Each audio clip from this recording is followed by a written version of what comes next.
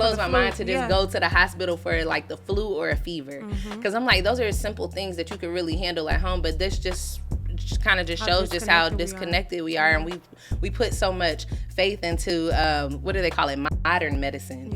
Medicines originate from plants, but people don't want to talk about that. Baby, go get the real thing. Even just something as simple as aspirin, just coming from a plant. They can't patent plants. They can't patent plants that grow out the ground. They can patent the drug that they took the components of the drug out and added different things. They can patent that and make money off of that, and they can keep you sick and keep you reliant on that medicine. Your seasoning cabinet is truly your medicine, right? When you think about what thyme really does, when you think about what garlic and ginger really does, when you think about what they really do, like we just thinking is we seasoning food, but when you think about people add a little bit of seasoning, cayenne to something to help you really with the digestive system to get the food down. So people, we ain't just seasoning for flavor. Best believe like our ancestors knew why they was using these plants beyond just the taste of them.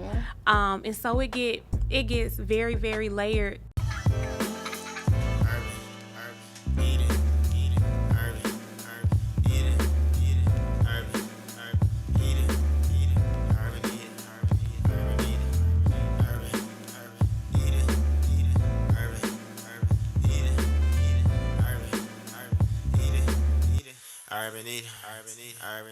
Hey guys, welcome back to another Urban Eden podcast with your host Taryn Lewis. I'm excited for today's episode. We are going to be featuring Shamika Essence Miller. And then I'm going to do, y'all know I got to do my formal introductions. But just for like a informal kind of introduction, Shamika is an herbalist. She's a healer. She's a doula. She owns her own business. When I think about Shamika, I think about a teacher and a student all in one. So she is out here just, showing us the way and documenting her journey along the way on Instagram. So we're going to be sharing her Instagram handle at the end for you guys to share. But let's get into this formal introduction so that we can get into the conversation. Shamika Essence Miller, or Mika. What do you like to go by? I'm Mika. Mika? Okay. Yeah, Essence is actually my line name, so I always, created my brand around that. But your Instagram name is Essence the Herbalist, so I'm pretty sure a lot of people think that you Essence. So, according to the website, too, it says Essence is no newcomer to the herbal world. In fact, she made her first foray into herbalism at a young age, having been introduced to a plethora of herbs and plants by her grandmother. Little did she know then that these moments would lead to a passion being ignited in her to one day birth her own brand. Her newest endeavor, Unearthed Botanicals, is a culmination of the impact that both of her grandmother's lives have had on her. One offering the knowledge and love for alternative health options, and the other a focused interest in the gynecological field and all things women's health. Shamika has spent many years cultivating and improving her own health holistically and has continually sought to sharpen her knowledge in the area of women's health care. She's attended college to become a gynecologist, but in her last year at university, she came to the startling realization that the industry she was about to begin working in was operating from a completely different philosophy and standard of care that she believed in. And so months away from graduating, she left and began to pursue her desire to help people in a more natural and less harmful way. She began to arm herself with knowledge on how to care for the person as a whole and not merely by symptoms and symptom suppression. But how it is that the most she could bring about wholeness in the total woman. This led her down the path of studying a myriad of systems and therapeutic practices to effectively address the many challenges that may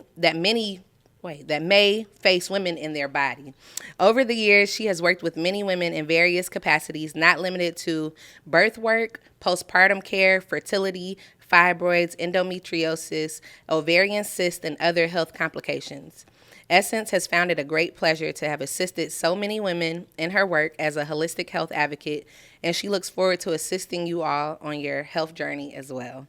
That I loved just that about us. I feel like it kind of encapsulated your work, and of course here at on the Urban Eden podcast we have conversations around holistic health. So, of course, you mentioned all in there that you have been on the journey.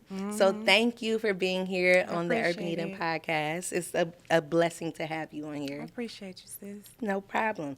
Okay, but before we get into the conversation, I do have to feature our limited edition for the month of September. August, y'all came and went. Of course, September is here. We already on September 2nd. It's Virgo season. This is my most favorite month. Before we get into the soap, this is my most favorite month because it's my birthday month. My birthday is actually in a couple of days, y'all, 33. Okay. My Nipsey year, my Jesus year, what we calling it. It is upon us. So, yes, September is just a great month. And then we've been doing a limited edition, but for the month of September, we're doing a tea tree, lavender, and eucalyptus soap. Nice blend. I want you to smell that. Smell that. She's an herbalist, so she already know with the essential oils. And she makes soap as well too. But that tea tree, lavender, eucalyptus. I love that. Medicinal vibes right there. So that's a nice little medicinal blend, and you can keep that soap too. That's a little something for you to keep. And I'll be using this tonight. I love that. I love that lavender. Lavender. Putting lavender in anything just I really have to keep myself from putting lavender in so much stuff because lavender just really sets it off. Lavender goes with anything and everything. So. Yeah. That's Especially a good before bed. It is that beautiful. It sets that tone and for that wind down. So I'm with you. I love lavender. I rub down with it before bed. So I appreciate this. It smells delicious. And I am looking forward to using. I use your soaps in real life. So I appreciate for real, that. I really use the soaps. Yes, she does. Oh, Ishmael going to get the soap back. Okay. All right, so let's get into the nitty gritty. And I know I just read that passage about you. Put this down.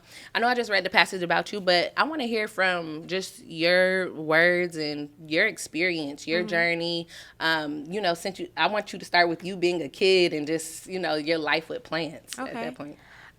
So for me, my grandmother, she was always into holistic health. She was always giving us alcohol rub down, saying, I got this remedy for this, or go get this plant, or let me tell you about that kind of thing. And she took me to meet a herbalist at a young age because I was having some issues with my digestive tract. And she just introduced it to me very, very young. And I used to be like, this lady crazy.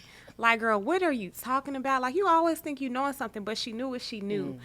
And just through that experience alone, it was like, okay, she sound crazy, she's talking crazy. I've never seen anything like this, but it worked. And so that was something that I was truly appreciative for. Nice, that's beautiful. That also makes me just wonder, where are you from, or where's your grandmother from? Is this a Southern thing? Yes, my grandma from Ackworth. Oh, from Ackworth. Yes, okay. My grandmother from Ackworth. My great grandmother's from Ackworth. My family was raised there. My grandmother left and ended up coming up to Smyrna. And that's how I was raised in this area. But all of my family live in Ackworth, Georgia, in the backwoods, in the country. So y'all some real Georgia folks. Real Georgia folks, real country. And then I have family out in Huntsville in the backwoods. And so I was kind of introduced to all of it because that's how my family was raised. I think my grandmother told me that she never knew what sanitary pads were until she moved to the city because back home in the country, they literally just made their own with everything. And so that's just kind of what it looked like. That's unique. Okay, so since you were being exposed to plant medicine early just with your grandmother, when did it actually click for you? Because like you said, at that time you're like, what is going on? She tripping. But we all have that that realization when we get a little bit older, when things start to connect for us and what we want to do with our lives. When did that aha moment happen for you, plants? So it was elementary school when she took me to meet that herbalist. And so I had always she did alcohol rub downs and things like that, and it worked. But I knew I had digestive imbalances. In the herb store that she took me to is still in Smyrna, off Concord Road, in the plaza where Food Depot is. That was the first herbalist that I ever met outside of my grandmother.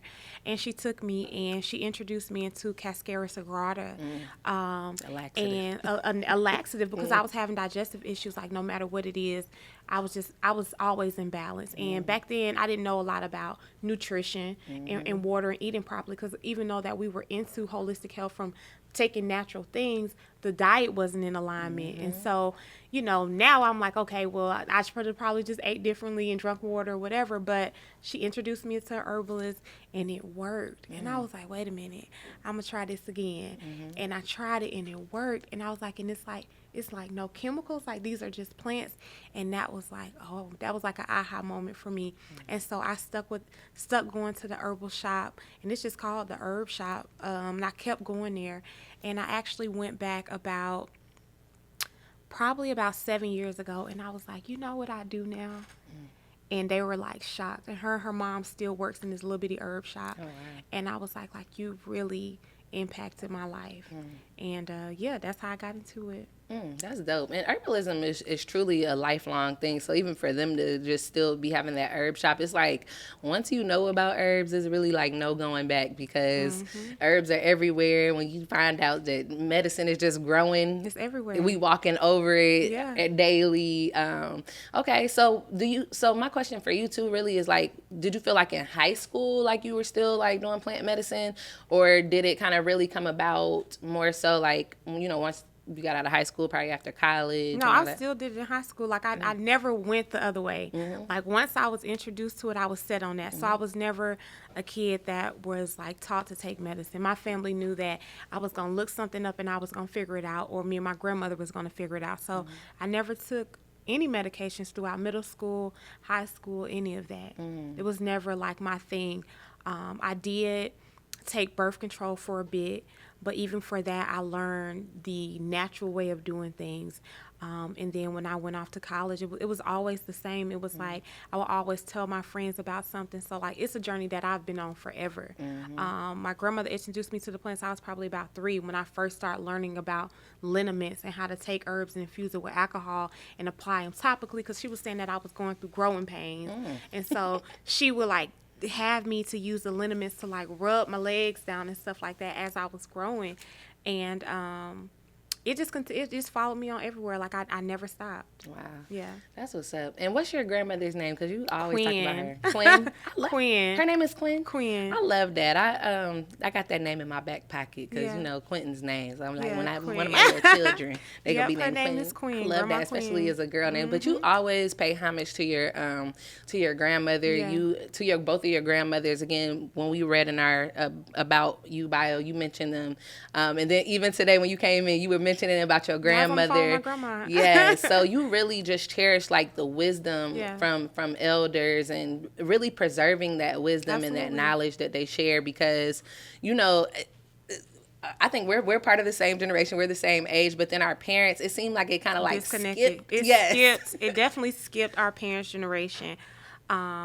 But like I talk to my grandma every single day. Me and my grandma are like the best of friends. Like we bump heads, and sometimes I got like, look here, girl, kind of thing. But like we do our thing. I still take her out to lunch. I still build with her. Like I appreciate her. Like she has impacted my life tremendously. I wouldn't be like where I am now without my grandmother. But I still pour into her, and she's still pouring into me, and we're still learning from each other. And I even go to her neighborhood sometimes, and I sit down with what she said, the Golden Girls, and I pick them women brains. Like I ask them all questions. Well, what did you used to do for that or whatever? And I love learning from elders. Like I love that wisdom, and I'm never afraid to ask. That's good. That's good. You've definitely like just seeing your journey too with your grandmother. And I know just for me, like as I've continued to be an older woman, and getting up there with age, of course, 33. Yeah. but just being up there, you start to appreciate. I mean, you appreciate your mom more. You appreciate your grandparents, and you really understand that they like knew what they were talking about at that time, and just you want to soak up that wisdom, because time is fleeting. We're only here, but for a time and a season, and while you have that ability to be able to connect with your grandmother in that way. I know, like me and my grandmother, growing up for me, I never really knew that my grandmother was like into plants, gardening. My grandmother has a green thumb. Like every time I go over her house, she got a new plant. I know I can give her any kind of plant. She's gonna take care of it. She has a garden. She's every time I talk to her, she's talking about her figs growing in the back. And that's just like another way to just be able to connect with your grandmother. You know, we're generations apart, but plants have just been that connection because our grandparents didn't have social media like us. So they was outside in nature. They had to do it in real life, in real time. They was eating from their gardens, growing gardens.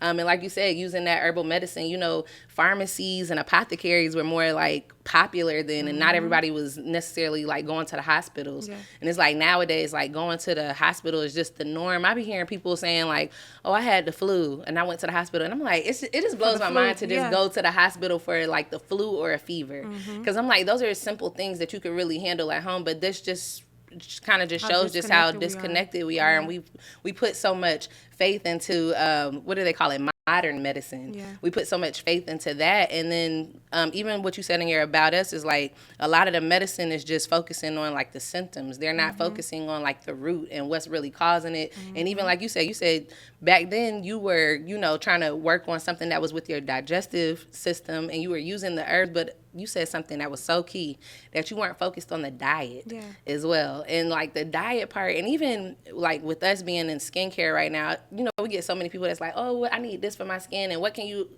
tell me about my hormonal acne? I'd be like, yeah, that's an internal thing. Like the diet is really key.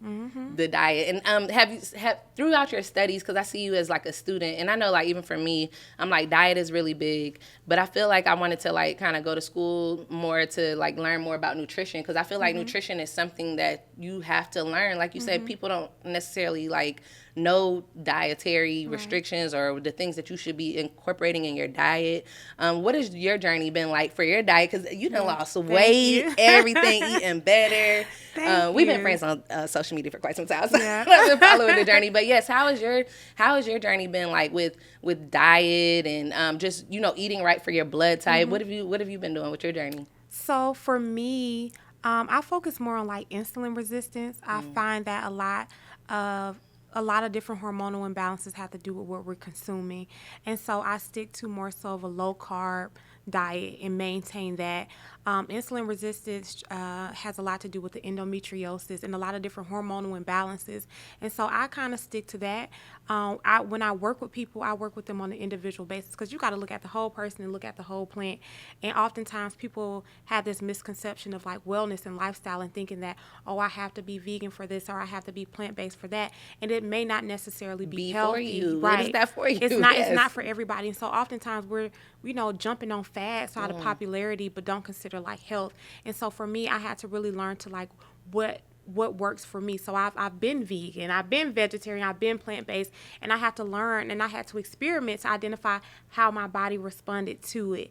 And I work best with a low-carb lifestyle. And so like I source my proteins locally. I go to butchers, ranchers. I will get my eggs from my farmer friends, and I eat everything like growing out of my garden or locally sourced. And I think that's important for people to like understand and consider. And even with working with herbs is not just about topical application or taking an herb for this symptom or this imbalance, but like it is a lifestyle. So I intentionally make sure I'm eating my herbs as well. And I have really been able to see the change within my life in my health. And that's how I keep up with it. It's a lifestyle. I don't just go and grab some chase tree berry because I'm having a hormonal imbalance. I'm like, okay, well, why am I having this hormonal imbalance? Is the food that I'm consuming reflective of that? And then I also address my liver health, because you have to understand like in the body, where is hormones being produced? Where are they being broken down? Like what does that look like?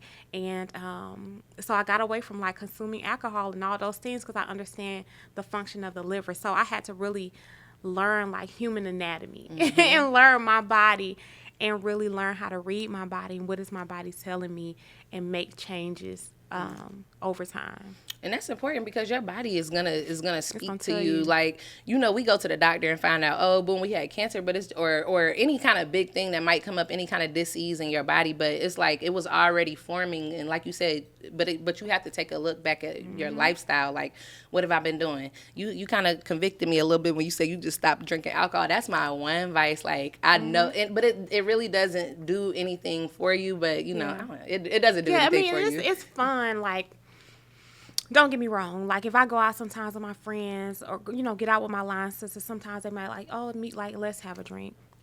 Is it worth it? I'm at that point of life of like, is it worth it? Like, what would this cost me in the end? And so I'm no longer, like, when I was in my 20s, I was living for my 20s. Like, what you do today affects your 40s and 50s. And so that's where I am in life of, like, it don't be worth it to me. You go, I'm saying? Like, I may have sweet cravings, but that don't mean I feed them. Like, I'm thinking of, like, do I want to be 50 years old dealing with high blood pressure, diabetes, and things like that? And so I hold myself accountable into that standard because it's not just about me anymore. I'm thinking about my family that is to come, like just breaking those generational curses. And we talk about it through money and things like that, but are we breaking it through lifestyle? Yes. And so to me, it's like, sugar is addictive. You know what I'm saying? I don't want my babies like hooked on sugar, hooked on any of these things. And so I pray about it, and I hold myself accountable. Yeah, and that's really all you can do. And really, just even listening to you, it just kind of makes me reflect on just like a holistic journey. It does not fit in a box. Like a holistic journey or a journey in general, your lifestyle, it just doesn't fit in a box. And you have to do what's right for you, for one. Your journey is not going to look like the next person's journey. And then there's so many different things that you could be doing because, we get the chance every day to be better than we were the day before, to do better. If you drank the alcohol the day before, you'd be like, I'm gonna do a little something different this month day, or this day, and just taking it a step at a time. It reminds me of like with yoga, they were just talking about you just always have that opportunity to start over. It doesn't have to be like I done messed up, or unless you did a mistake that's just like you can't turn back from. But sometimes your mistakes are your lessons, and they can show you. But everybody's dealing with something different. Like you said, like you dealt with digestive issues and just working on getting your liver together, and detoxing, and what herbs work for you, what foods work for you. And what you said as far as like, eating locally, that is so important because like nowadays we all know like the food is traveling miles. It's coming from different countries, like our fruit, and then we're putting it in our refrigerators and the stuff is like deteriorating, like it's deteriorating quickly, and it has preservatives, so it's lasting on the counter. It's not supposed to last that long. It's not supposed to last that long, and we found like really eliminating like processed foods is just like one of the biggest things that you could do. Like you said, the added sugar, the preservatives that they're putting out, we're putting that stuff in our bodies, and the food is literally like just sitting there. It's just we're gaining weight. It's making us sick, and fresh food is like really where it's at. So like growing your own. I know Quinns used to have this saying, and when we first like started dating and getting married, but he was like, produce for yourself. And this produce for yourself is like as far as growing food, as far as like learning new skills, as far as like different things. And that's why even when I consider you, I think about like a student and a teacher at the same time, because it's constantly a learning journey, but then you also want to share what you've learned along the way. But then there's this consistent, like, I'm always learning. As long as you got breath in your body, you waking up seeing a new day, like, there's always something new to learn. It is. And, like, that's why people can't just put holistic health into a box, because you're always being exposed to other things, whether I'm delving into acupuncture, getting into Ayurvedic medicine, or, going to see a hydrotherapist. It just depends on what it is. There's so many different healing modalities, and I think that oftentimes we get so wrapped up in like, oh, it got to be this person's way, or this person said you need to do this.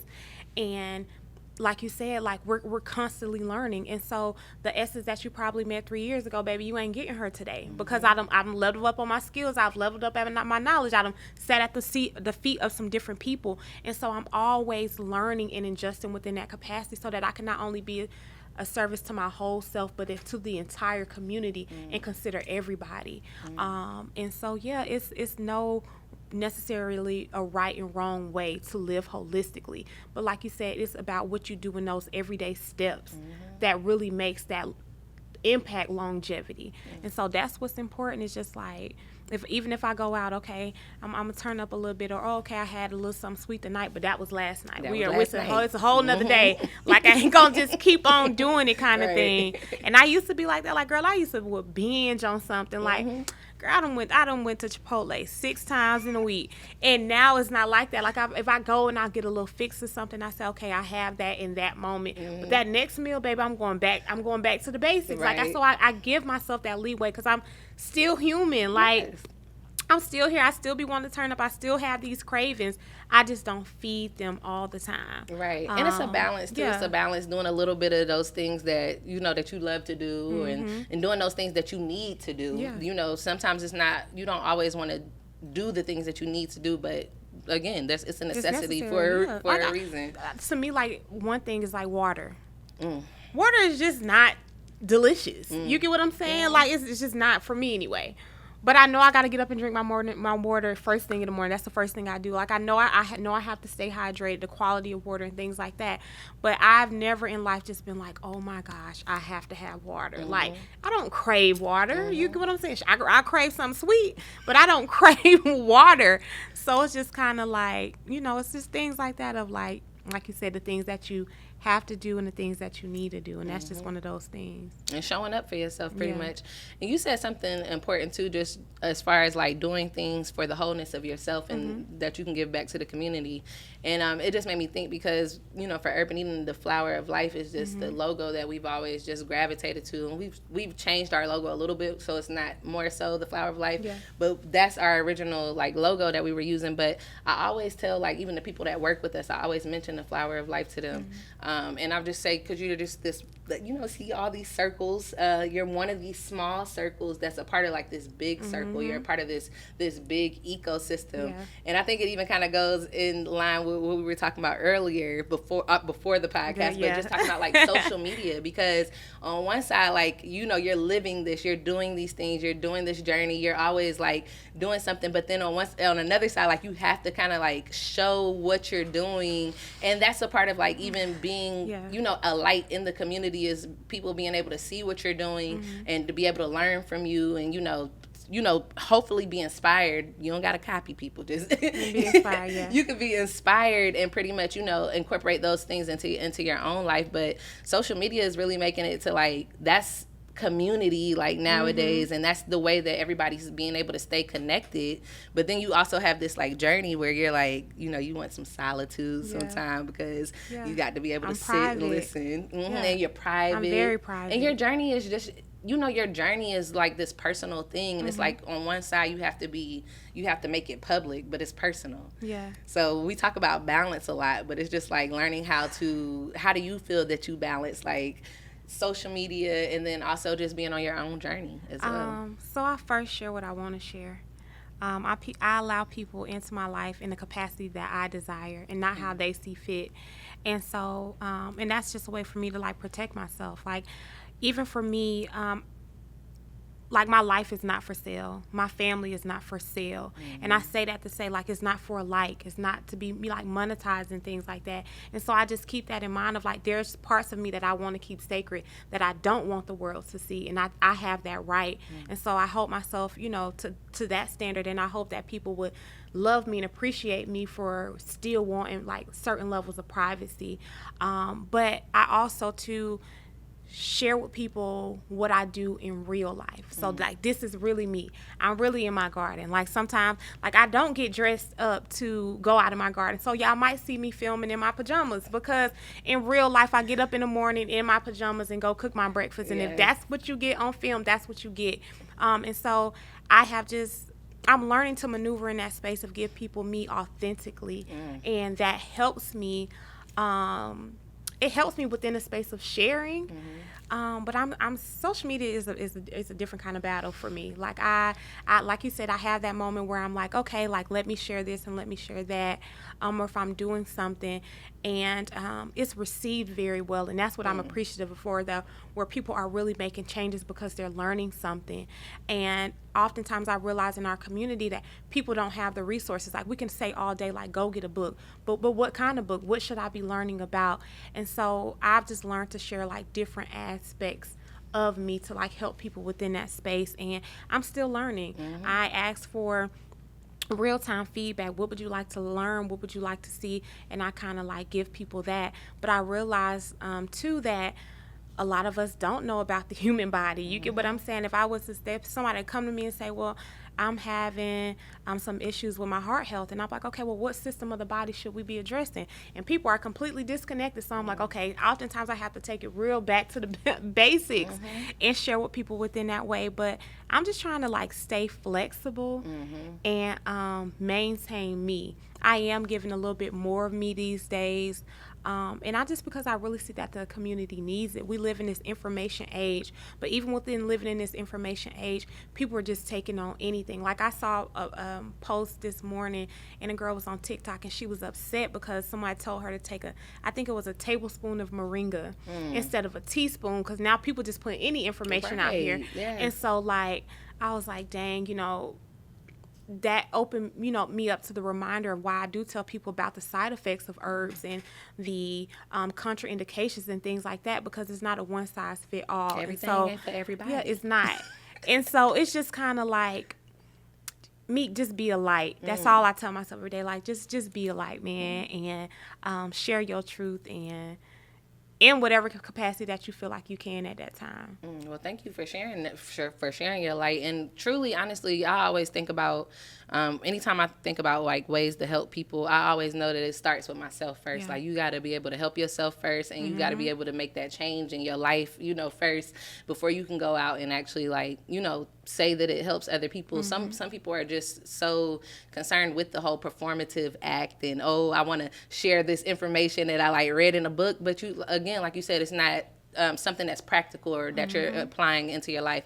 And that is one of the dangers of social media, is that there's so much information that there's often misinformation out there. So you really have to like, weed out what's real and true. But again, like you said, all you can do on your part is be authentic. I'm sharing, my journey, sharing the information that I could share with y'all. But like, people are people. People man. Are people. I spend so much time debunking things, like even in like teaching the level programs. I always get, well, somebody said you should take this. Listen, sis, I'm telling you.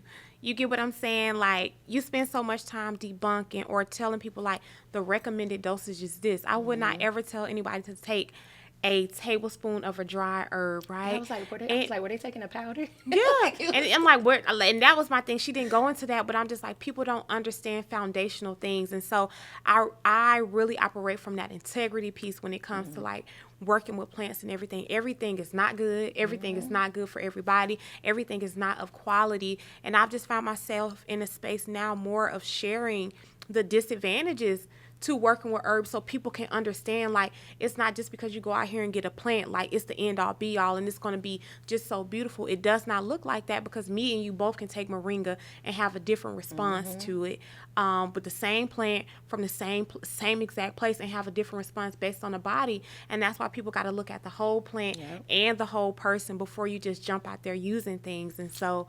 the information age. The information age is beautiful. It's beautiful and it's dangerous at the same time. As again, the balance, as most things are. You got that light side and that dark side, and even with you, like, sharing information, that actually brings me into what I want to get into next with you having a school. Like, what made you just like go from learning herbalism for yourself and that journey, and then saying like, I'm gonna have a school? And also, what's the name of your school? What Grandma Said. So you still paying homage to my grandma through the school, which I love that name. I think that's amazing, because again, it's just paying homage to our ancestors, and then also allowing us to be connected to the medicine that they had, the medicine that we have, the medicine that our future generations will have. But yeah, so how has that been? How long have you been teaching the school, and like, how has that been for you? Okay, so how I got into the school was people like me. Why don't you teach? As I've always just shared my journey. I shared with people when I was just reading books. I shared with people when I was going and sitting at the feet of people like Dr. Akua, and just other people that are already in a holistic space. And so from there, people would just ask me questions. And I didn't even realize that I had knew what I knew until people started asking me questions. And I was being put on the spotlight. And then I would walk off like, oh, okay. I know a little something, right? And so it started happening like that. The deeper I got into it, the more people wanted it. Like, I was literally just selling products out my car when I first started. And then from there, things just kind of like took off. And so I got into teaching because the community started asking me to teach. And I thought I was just going to sell products, girl, and that was going to be my thing. I didn't think that I would have a full school teaching people all over the world, traveling all over the world to speak at different engagements. I never knew that my life was going to look like that, right? In your purpose, okay, walking in your purpose, like God opening those doors. And then I got into cultivating my own curriculum. And then I got to teaching. And then I would be like, dang, I got 80 students in this class. Hold on now, right?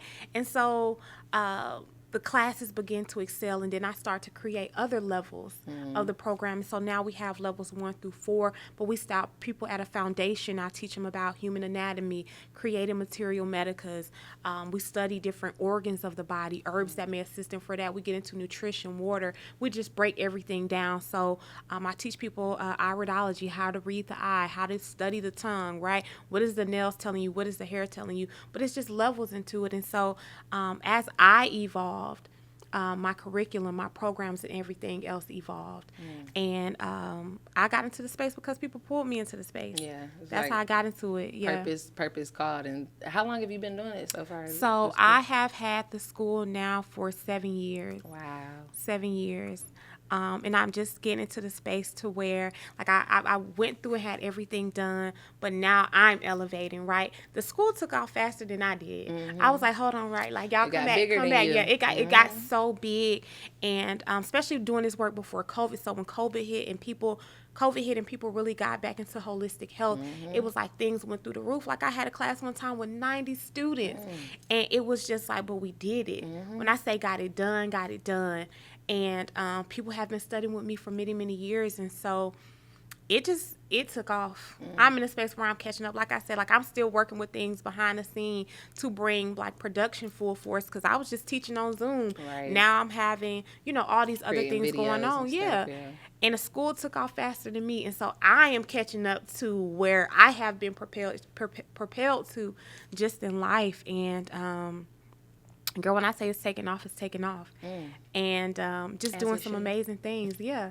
And so I'm looking to just continue expanding where I am. But when I say I'm catching up to my own life, I'm catching up to my own life. Yeah. Yeah. I mean, yeah, life will, people will just, will propel you, like you said, and be that catalyst. I know exactly what you mean, because I know it's just looking back at Urban Eden and just where it started from. I often think, I be like, this is bigger than me. Like, it just. It is. In the grand scheme of things, yes, it is. In the grand scheme of things do get bigger than you. But, but it's good to take a step back and just kind of remember that core, remember why you started. And the people will always remind you, and they'll keep you going. Yeah. So that's a beautiful thing. I'm thankful that they're going to hold you accountable. They're going to hold you accountable. Community going to hold you accountable. Even if they come up and see you and be like, Taryn, you ain't dropped a new soap. Taryn, it's been a while. I'm looking for a new soap, so I'll get that. Like, Meek, you haven't had an in-person class. And, they'll do it from a space of love. But, okay, Meek, it's time. Like, we haven't gotten another class. And I'll get that in my DMs and in my comments, and I'll read it. And I say, okay, so that's why I'm hopping out in September with a few classes, because people like, Meek, the summer done went. You haven't given us anything. What's going on? And so the community will hold you accountable. But that's what I love. Because it's easy in business to just be so focused on business that I'm so focused on production and getting things done and getting these orders out and coming to a podcast or doing all these other things where people like, no, Meek, like, we still need you, or I just want to be in your space, or I get those messages like, I miss seeing you on Monday nights. You get what I'm saying? Because I really cultivate community within the school. And so with that, like, I'm expanding and open other doors, because I just really realized, like, no, this is something that people really want. And how can I cultivate a space like that? But yeah, community gonna call you. They gonna tell you, okay, Taryn, I like this soap you had last year. You ain't bring it back. Like, what's going on? We waiting for it to come back. And so, within that, you just gotta answer the call. Yeah, answer the call. Man, having these conversations I really be having some good conversations with some dope women, and y'all just always give me all the feels, just because, like, doing the work in the community, and I just truly feel like I guess I just resonate, just with some of y'all just doing amazing things. But just hearing with the work that you're doing in the community, and just thinking, when I think about you are always doing some work, and you're always just on your personal journey, and then helping other people as well along the way. But I just, one thing that made me recently think about you was just skills. You're always like learning something new. You're always like trying to, so it's like you being a teacher on one side and helping other people, but then you're a personal student. Like, you are a student of life. You're constantly like, trying to learn something new. And even like when I started Urban Eden, the reason people will be like, why did you start making soap or anything like that? And thinking, because, most stories are because like I had a condition and I started, doing this. But I always tell people, like, I didn't have like any skin conditions. I literally just wanted to learn a skill. I wanted to be a part of a community. I always saw myself as like, if I lived on a commune or something, like just being a valuable part of community. And, just you going and getting skills and just being, this valuable wealth of knowledge for people, for yourself. I see that light in you as well. And even me personally, no problem. But just even recently, I'm like, man, I need to learn a new skill. And this is just something that I think, like, sometimes we learn one thing and we're like, okay, I know how to do this now. But you always got to be learning something new, get a new skill. I think it's so easy, right? Because like you said, we were attaining a new skill, right? We were learning something, and business came out of it, and it excelled and it grew. And I'm a person that I love learning and I love adventure. And so even as business owners, like, it's important for us to still feed our cup. You get what I'm saying? Like, it's okay for you to decide, like, okay, I want to get into pottery. You don't have to get into it to teach and sell products, but it may be something for you to, like, fill your cup. And so that's why you always see me in adventure and traveling, because I'm filling my own cup. I give so much out to the community, and I could be like, hey, like, I'm finna go to Belize. I'm finna go to Belize and have me a grand time, right? I'm there on a mission trip to serve, but I'm also going to have me a good time. But I have to fill my own cup, and so that's important for me. And that's why you always see me doing so much, because I, for one, love to learn, but I also enjoy filling my own cup. Like, I enjoy, like, when I leave this earth, when I leave this realm, I'm going to have lived a full life. And so I just keep that in mind to do that. And so I would encourage you, like, if you feel like you need that, to go get it. Yeah, no, and do it because it's necessary. Yeah, that's important, because I mean, like I said, your life here is short, so it's just like, what are you doing with your days? And like you said, when you look back on your life, on your deathbed, if you make it to be on a deathbed or what have you, you think about your life and you just be like, what did you share with the world, and then also what did you, like you said, you poured into your own cup, and these were the different everything things. I said I was gonna do. When I tell people, like, if you don't see me doing nothing else, you're gonna see me living. I'm gonna do everything I said I was gonna do and some. And I'm going to live a grand life. I don't know what my next lifetime going to look like, but I'm going to live a grand life. And so that's why you always see me doing something that fill my cup. And that's a holistic journey. Exploring, yeah. Right there. You are living life to the best of your ability, just constantly, learning a new skill. What was like the most recent skill that you learned, or the most like recent anything that you learned with class or whatever? So the last class I went to was a mushroom class. I love foraging mushrooms. I love to go out. This is mushroom season. I was going to put some mushroom earrings on earlier, but I love mushrooms. Chicken of the woods is my favorite. And so I go out and forage. It is beautiful. It is delicious. I love working with mushrooms within that way. I like to cook them. And so I went to a class recently, and it just spoke to how we're taught to use mushrooms incorrectly. So we're talking about the common mushrooms that you see on the salad bars. Our mushrooms should always be cooked before consumed. And that was a takeaway that I got. And I was like, dang, I never really knew that, right? Because they don't never tell you that when you put them on your salad. But mushrooms should always be sauteed or lightly cooked before consumed, no matter what the mushroom is. Yeah, but you'll find it on like the salad bars and stuff like that. And so when he said that, I was just like, wow. The class was just completely amazing. And what it was a workshop teaching you how to grow your own oyster mushrooms. And so I found it fascinating. I went, and oftentimes in spaces too, like, I don't see a lot of people that look like me, but I still show up. Yeah, I don't. I know you don't. And honestly, that's really how you kind of got to get out there and realize that, not everybody's gonna look like you, but they don't have to look like you in order for you to get that knowledge. It comes in many shapes, sizes, colors, and forms, as far as where you can get that knowledge. But dang, to learn about mushrooms, that's dope.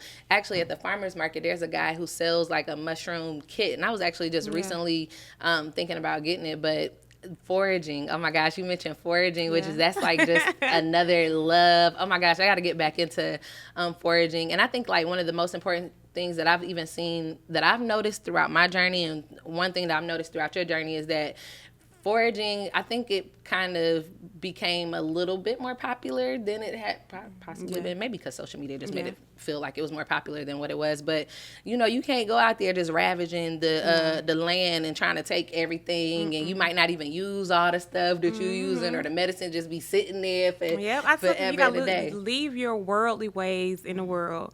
When you go out there in nature, like, I don't forage everything. Like, I take a little bit of what I need. I write down the coordinates and I come back, because I think about that mama that's coming behind me. I think that father that's coming behind me, that animal, that insect that also need this plant. So I don't take greed in nature. And so I'm just always mindful of like even how I move within that space. But I love foraging. I love to get out there. The biggest lesson I've learned from foraging has been quality herbs, which is important even within the space that you work in with urban eating, and even the space that I work in, knowing the quality of herbs. So it took me to get out there foraging and learning to identify what plants look like live, to compare them to dry herbs, to know if they're good quality or not. And that was the greatest lesson I learned within foraging, was that. Yes, I love foraging, and especially you just could just be taking a walk in a park, on a sidewalk, and then once you have started foraging, you started looking for plants all over the place. You see it every time. Once you can identify the plant, you will see it everywhere.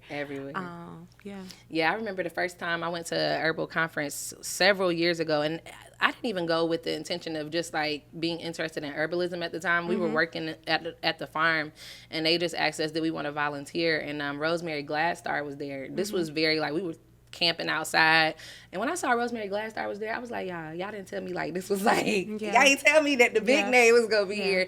But it was so down to earth. The conference was down to earth, and we went on a plant walk, and the first plant that she showed us, and I will never forget, is plantain. She was like, you could always recognize plantain. It got 7 little spines on the back, like little stems on the back, and I was just like amazed that I had been living life. I was probably in my maybe early 20s at that point, but I had been living life, and I just never knew that like plants was just here, everywhere, just growing, and you can use them and have many different benefits with them. And I think just like that has been just one of the greatest things through my plant journey in general, is just finding that plants do have so many uses. Again, like you said, there are some that are not good for you, of course, some that might not work for you, but just creating your own journey and your own relationship with different plants and the ways that you work with it is just like, even hearing your journey, I hear that like you started with plants, but then you're just so mindful and you learn so many other things. You're learning about mushrooms and you learn different skills. So I feel like plants have just opened up your world. When I tell you it really changed my life, like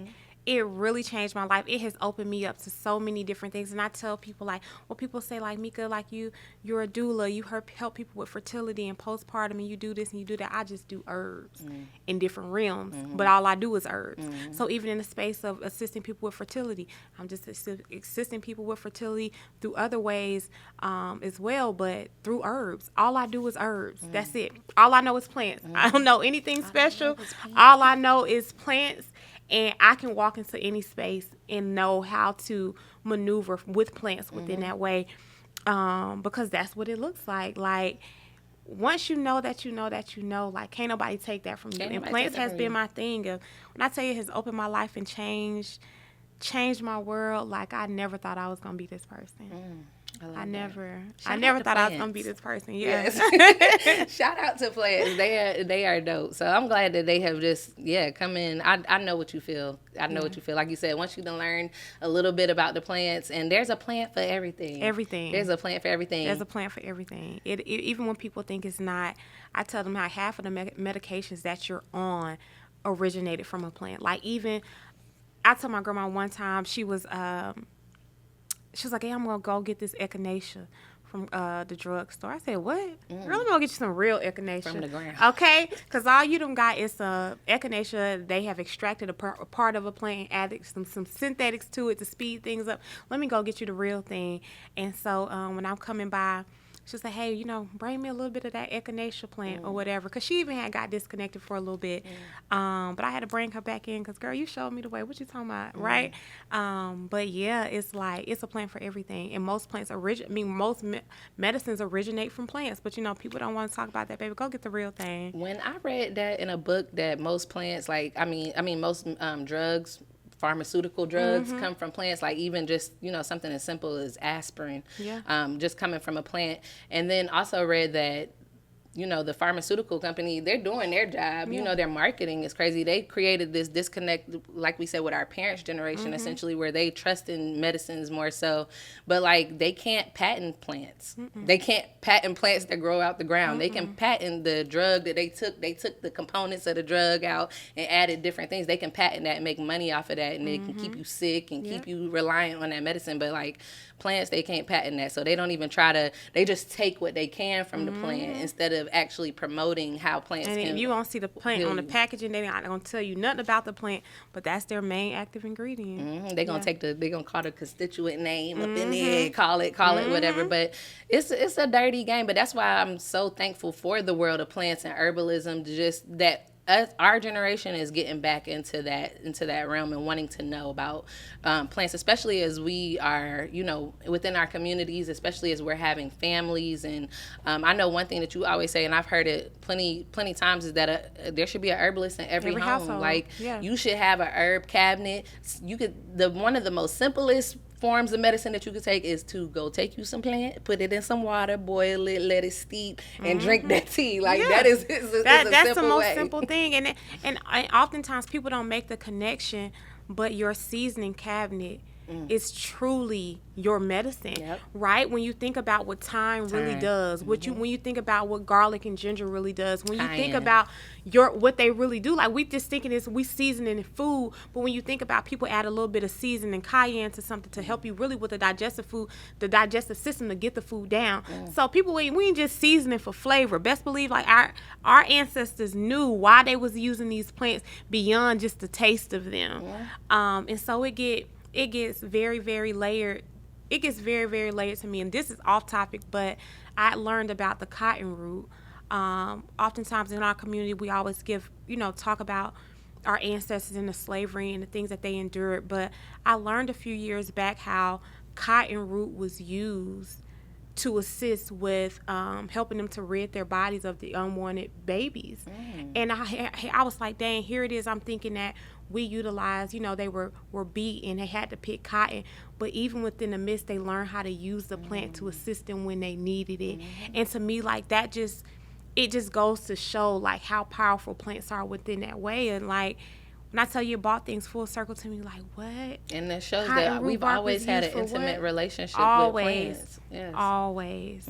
Yeah. No, that's facts what you said, just talking about that medicine cabinet. It reminded me of just talking about our elders. But when me and Quinton were getting married, we did, like, premarital counseling. And at first we were seeing somebody who was not an elder. Then we started seeing an elder. And I remember he was asking me, did I have my nutrition lab together? And I was like, nutrition lab? Come again? And he was like, your kitchen. And I was like, I've never heard a kitchen called a nutrition lab. Because that's what it is. That's what I'm saying. So back then they already knew. And I was like, actually, when you think about it from that way, like, that's the centerpiece of your household. That's where you go to, create your meals that you're eating, your health. That's where you spend your time with your family. And that's where you spend time, like, whether or not you're concocting, like, a drink or a herb or some food or something like that. Like, that is the hub of your house. That's the hub of your family. That's what how comes you love on your family. That is how you love on your family. That is how you love on your family. And that's why I say, like, your pantry is that main source of everything, because seasoning is, we cook, I think for me, is like an act of love. But I'm intentional about those herbs that I'm working with. So I go and get my thyme out of my garden to put on my food, or I go and get my rosemary out of my garden, like that great quality, not for the flavor, but also because I know what it does to the body. Even if I'm going to, let's say, just make a lemonade at home, let me go and see, how can I go? Let me go get a little basil. Let me go get a little this, a little that to put in there for those added benefits, because I think outside of prayer, like, for me, an act of love is like how I serve people, especially for my kitchen space. As you see, I always working to create something in an herbal standpoint, or even teaching people how to incorporate herbs into everything, not only just our food, but beyond that, because it is really a lifestyle. But that's our nutritional laboratory, like he said, like that's exactly what it is. Nutrition lab. Yeah. Yep. Okay. Well, shout out to the elders. Shout out to Plants. This was such a great conversation. I'm sitting over here just thinking about some things I ain't even. You mentioned postpartum doula. I was like, I ain't get into postpartum doula work, but it's okay. We know you out here doing the work, and you've chose to like focus on being a doula and fertility and just helping women, like you said, women with their health, and that that's important because it starts with us. It starts with women. We are the teachers. We are the teachers, and we also set the tone in our household, regardless of how people want to look at it. But how that sister maneuver and how she handled things is going to be reflective of not only that marriage, but also as well as those children. And so I just can really have been able to really see the disconnect over the years. And so I'm just in a space of like really loving on the sisters and showing them the way, because like with our, like we said, our family having that disconnect, we've lost a lot. And so I'm just here to just stir it up a little bit, bring it back, have us to spin a block on ourselves and our bloodlines. And understood, and that's needed. So that's even why we have like this podcast here, just talking to people more so, because like even with us here at Urban Eden, like we create these products and stuff, but it's like it's deeper than what you put in your skin. It's deeper than what you put in your body. It's all about like what you put in your mind. A holistic journey. Just again, it's about the whole person. It's about you in totality. It's about your spiritual well-being, your mental well-being, your physical well-being, emotional well-being. Like all of these things are connected, and that contributes to you just being just optimal and healthy in general. Because that's what's necessary and it's needed. And like you said, even with your skin, your skin gonna tell you everything that's going on internally. It's gonna tell you. It's definitely that outside diagnosis. It's gonna tell you. It's gonna tell you everything. Indeed. Okay, so before we go and close out today, thank you again for being here. All love, sis. I appreciate it. That was a good conversation. Look, I always tell to everybody I have a good conversation. I'm like, we got to continue this off camera to grab some lunch or dinner or something and talk more. But before we close out, is there anything else that you would just like to share? Anything else that's on your mind that, like, while we're here with this platform, is there anything else? The only thing I will say is that I encourage everybody to just prioritize their health. Think about the long run. Don't just think about now. Think about the future, because what you do today is what's going to show up down the road. And just because you may not have anything going on right now does not mean that it won't show up 5, 10, 20 years from now. And so what you do today affects the future, and prioritize your health. That's true, because you do not want to be at the last minute thinking, I should have did this, and now I should have did that, and I should have ate better. Because prevention is necessary. Prevention is necessary. I mean, and being healthy, it could be fun. It doesn't have to be something that's boring. It doesn't have to be something that's dreaded.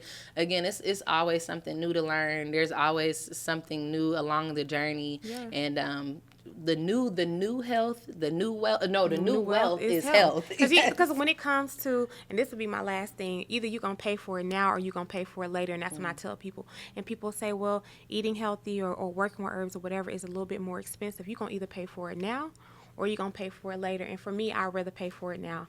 I'd rather eat healthy. I'd rather drink my water. I'd rather take my herbs than to be in my later years of life not being able to live how I'm supposed to before I check up out of this thing because I chose to pay for it later. Yep. That's facts. Well, thank you for all the things that you shared today. That was a really, really great conversation. That's the nitty gritty, a real holistic health lifestyle right there. This is not a one step situation. It is a journey. It's a lifestyle. It encounters so much. It's not perfect whatsoever, and it's personal. So that was another Urban Eden podcast with Shamika, Mika, Essence, Miller. Before we close out again, too, what's your Instagram handle? Okay, so they can follow me on Instagram at Essence the Herbalist. They can follow me the school also, Love What Grandma Said, on Instagram. It's Essence the Herbalist everywhere. Okay. All right. Well, y'all heard it here. And again, thank you for joining us for another podcast. And we'll see you on the next episode. Peace.